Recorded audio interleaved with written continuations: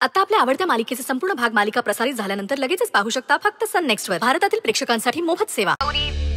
ऐक माझं. मला सांग, तुमचं दोघांचं मनापासून प्रेम आहे ना एकमेकांवर? हो. अगं मग काहीही वाईट होणार नाहीये.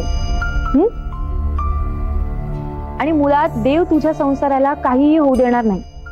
गौरी, तुला माहितीये, प्रेमात जी शक्ती असते ना, ती कुठल्याही संकटांवर मात करण्यासाठी ताकद देते.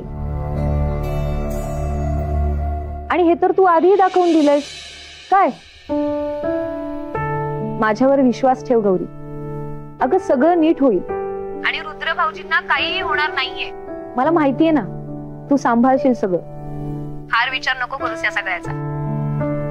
अगं देवानं तुमचं नातं जोडलंय. मग मला सांग, देवानं बांधलेली गाठ तो अशी तुटू देईल का?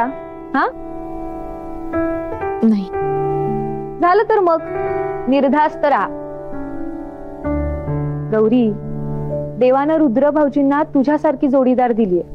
आणि मला खात्री आहे, तू त्यांना काहीही होऊ देणार नाही. कळलं? हो.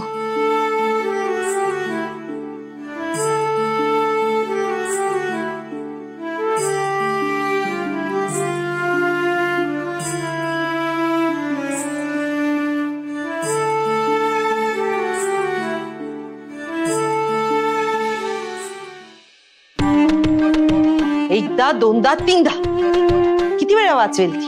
अगं काही भरोसा नाही तिचा, दरवेळी वाचवेल. 1000 वेळा वाचवू दे, 1000 वेळा वार करेन. मी नाही शांत बसणार. 1000 वेळा वार करेपर्यंत पिट्टीच्या लग्नाची वेळ येईल. तरी तुझे प्लॅन संपायचे नाहीत. अगं दरवेळी कुठे तुला संधी मिळणार आहे काही करायची? नाहीतर काय, साखरपुड्याचा प्लॅन फ्लॉपच गेला ना. काहीच बिघडवू शकली नाही तुझी खीर. हो ना, माझी खीर खायची पण राहून गेली त्या गडबडीत. आजची खिरीचा विषय सुरू आहे का इथे?